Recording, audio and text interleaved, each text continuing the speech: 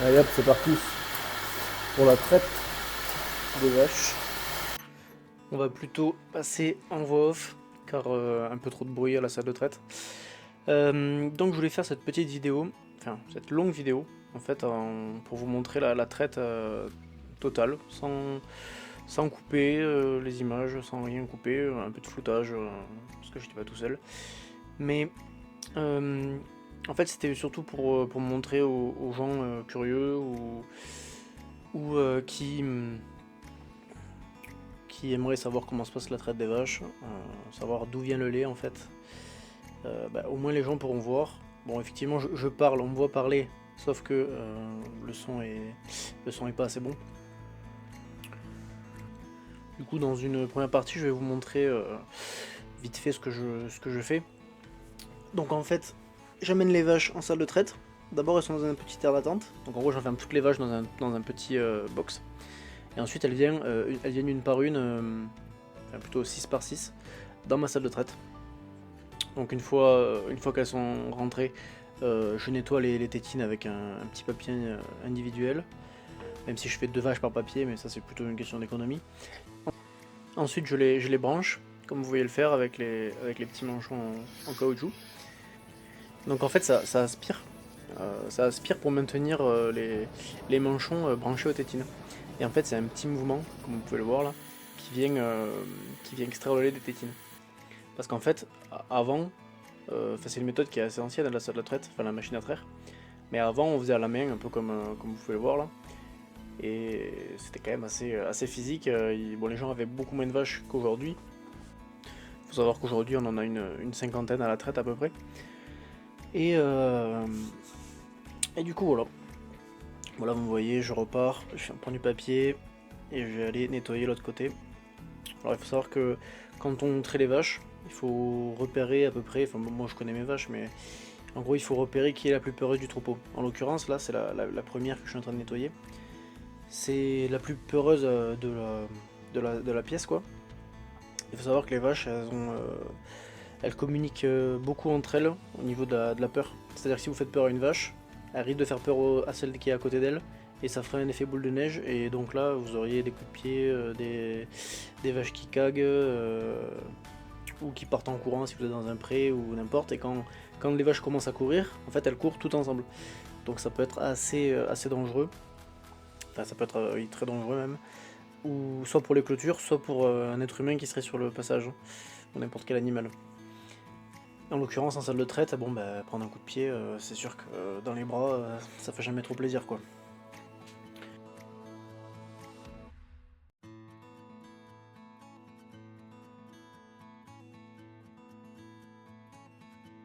Voilà.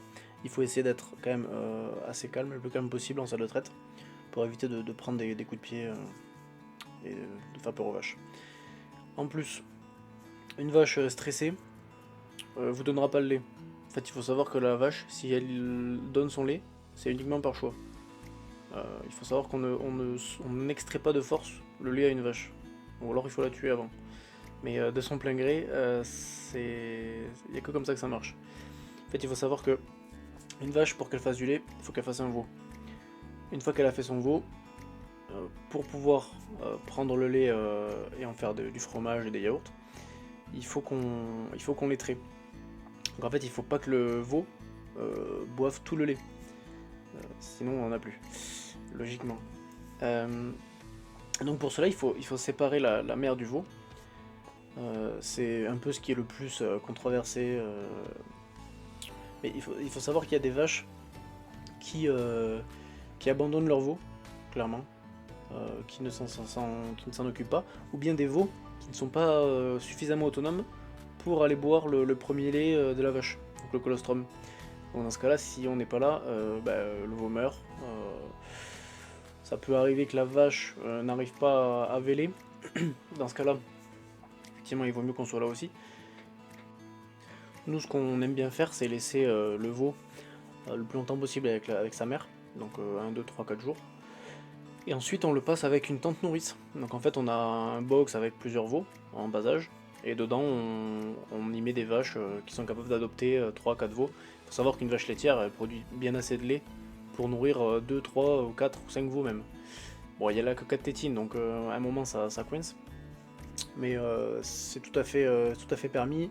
Ça, ça fait que le veau mange plus à sa faim, il est moins soumis aux contaminations qu'on peut avoir, notamment à cause des biberons, des tétines, etc. Donc en fait, il tète une vache, c'est le meilleur moyen en plus pour se défouler et pour après faire une bonne sieste. Alors là, ce que vous pouvez voir, les griffes se débranchent toutes seules. Bon, en fait, c'est un mécanisme assez simple qui a déjà 30 ans. En fait, il y a un petit capteur qui voit s'il y a du lait qui passe dans les tuyaux, et le moment où il n'y a plus de lait qui passe dans les tuyaux, depuis un certain temps, hop, la griffe se débranche.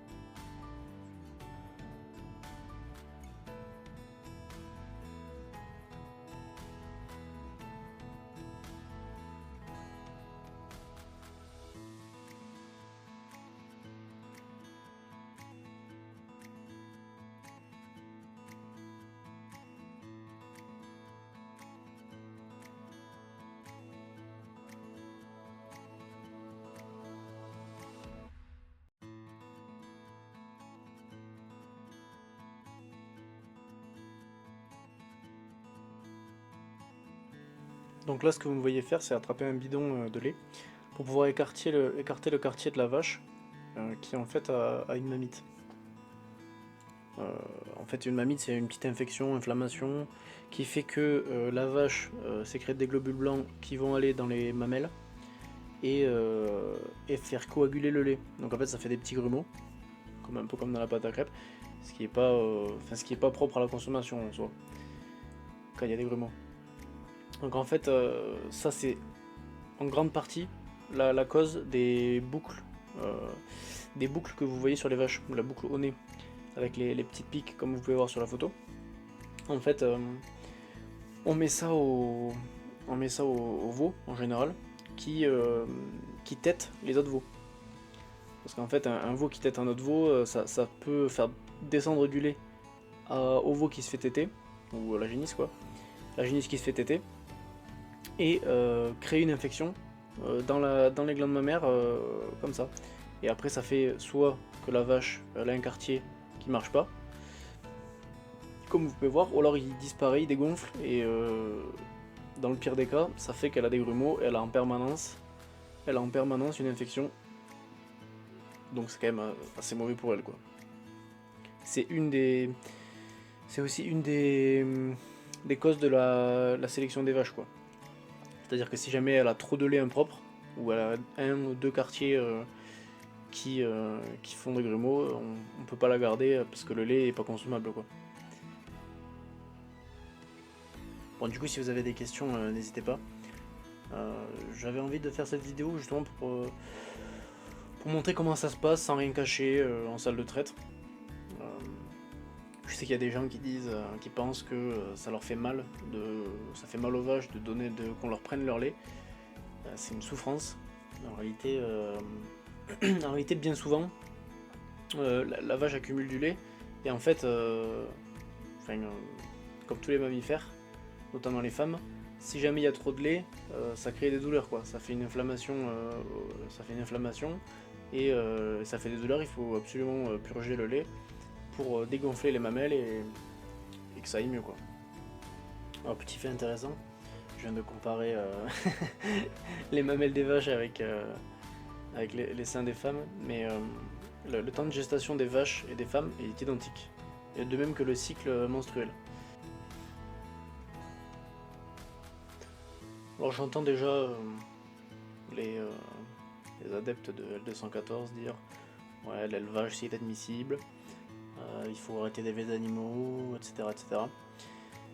Mais il faut quand même se rappeler que c'est grâce à l'élevage grâce à l'élevage et à l'agriculture, qu'on a pu créer des civilisations en fait. Parce qu'avant tout ça, l'humain était nomade, donc il pêchait, il chassait, il cueillait. C'est les seuls moyens qu'il avait pour se nourrir. Donc jusqu'à qu'il élève des animaux, alors je sais pas exactement quel élevage s'est fait en premier, si c'est la vache, la poule, le chien, j'en ai aucune idée. Mais c'est quand même ce qui a permis d'en arriver là aujourd'hui. Alors moi qui suis chasseur, si vous voulez, peut-être que le... Enfin, j'en sais rien, mais peut-être que le mode de vie nomade, chasse-pêche, cueillette, m'irait peut-être plus qu'à d'autres. Sauf qu'en attendant, ça serait quand même pas le même niveau confort de vie. Ce qui a permis de faire des maisons, euh, des bâtiments, des voitures, des routes, c'est quand même le fait d'être sédentaire grâce à l'élevage et à l'agriculture. Alors il faut savoir que on a plusieurs races de vaches. Donc celles que vous pouvez voir en marron, c'est des jersiaises. Les noirs, le plus souvent c'est des croisés. C'est des croisés de Primolstein, de jersiaises ou bien de normande. Et en fait on a arrêté à peu près... Au début on était qu'en Primolstein, donc c'est la race blanc et noir la plus connue en laitier, quoi, la la plus utilisée encore aujourd'hui. Mais on a voulu introduire des jersiaises pour leur côté qualité du lait. Elles font un lait beaucoup plus gras, c'est génétique, hein, elles font un lait beaucoup plus gras génétiquement. Et de fil en aiguille, on en est venu à les croiser. Et du coup, ça donne des vaches un peu de toutes les couleurs, un peu de toutes les morphologies, mais plus rustiques. Alors pour parler un peu d'alimentation des vaches, ça fait depuis 2012 qu'on est en agriculture biologique sur la ferme.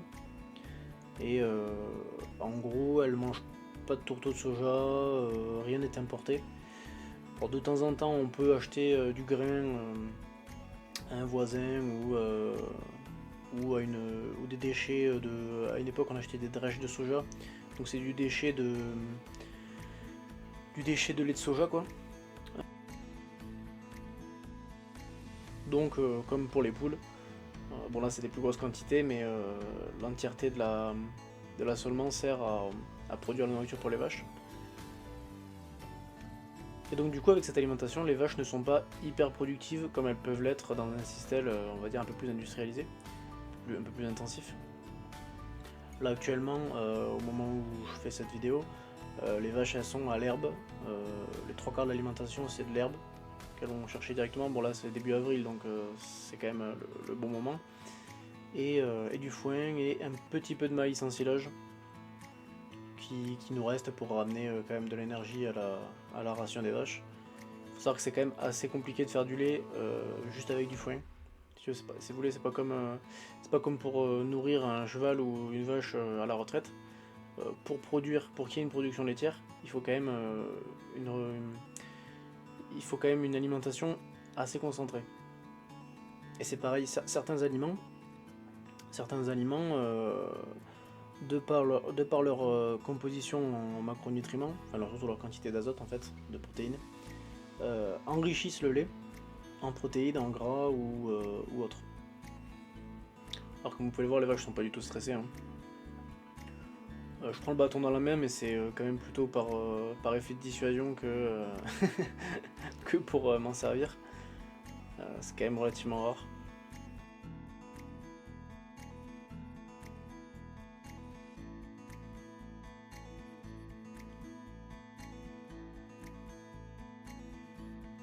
En fait, on transforme une petite partie du lait qu'on produit, mais la grande partie du lait qu'on produit est vendue en coopérative, à un prix plutôt misérable, autour des 40 centimes quoi, le litre.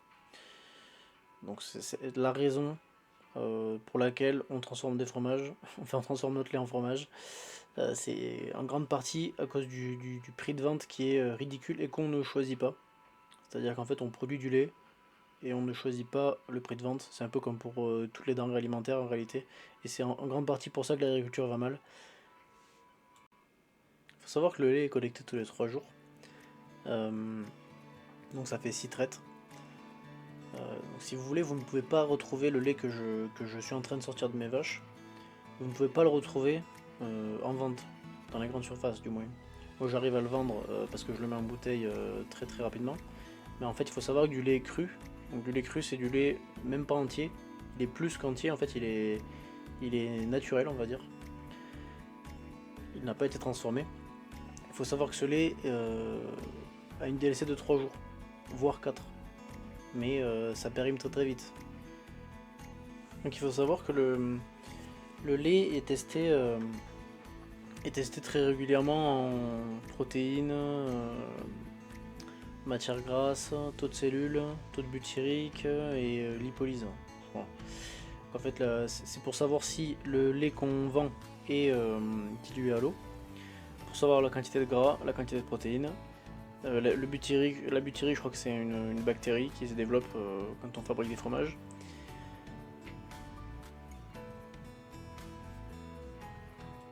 Donc le lait que vous trouvez en grande surface, il est à minima pasteurisé et crémé. Même le lait entier est écrémé, il faut quand même le savoir. Parce qu'en fait, le lait qui sort de la ferme, il est bien plus riche en protéines, en gras et autres que le lait que vous retrouvez dans le commerce. Il faut savoir que le lait entier, il est tout de même... on sort quand même les meilleures protéines pour faire la whey pour les sportifs ou autres. On sort quand même déjà tout avant de vous le mettre en lait entier.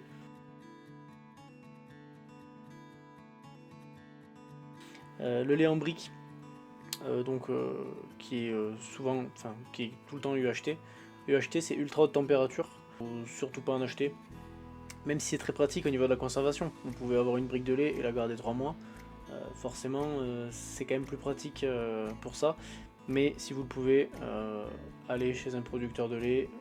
Si vous habitez à la campagne, il y en a sûrement pas très très loin de chez vous. Même si on se fait de plus en plus rare, hein, il faut pas se le cacher. Mais le lait sera sûrement moins cher qu'en grande surface et de bien meilleure qualité. Et en plus, vous pourrez voir où est-ce qu'il est produit, quoi. Dans quelles conditions et comment vont les vaches. Bon, je vous laisse tout le reste de la traite en accéléré, hein, comme ça vous vous rendez bien compte que il n'y a pas de soucis. Donc n'hésitez pas à vous abonner. Les prochaines vidéos traiteront sûrement de la transformation fromagère. Donc on verra un peu les bons produits qu'on arrive à faire avec ce lait cru, notamment.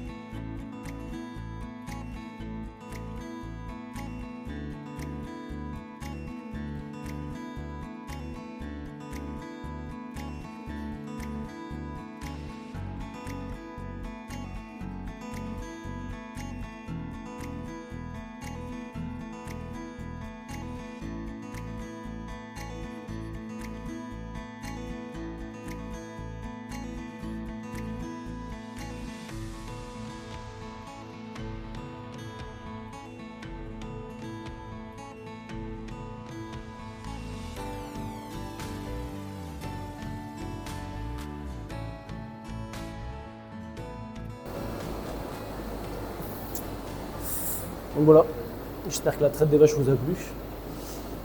Si vous avez des questions, vraiment là, c'est le moment d'y aller. Je ferai peut-être une petite vidéo pour répondre. Voilà. Une vidéo plus calme que. Enfin, plutôt calme. Justement, pour pas faire peur aux vaches. C'est quand même plutôt important. Donc, si vous voulez, j'ai pris 0 coup de pied. J'ai eu une demi-bouse. À mon avis, les vaches n'étaient pas stressées, ça ruminait. Et elles m'ont donné du lait.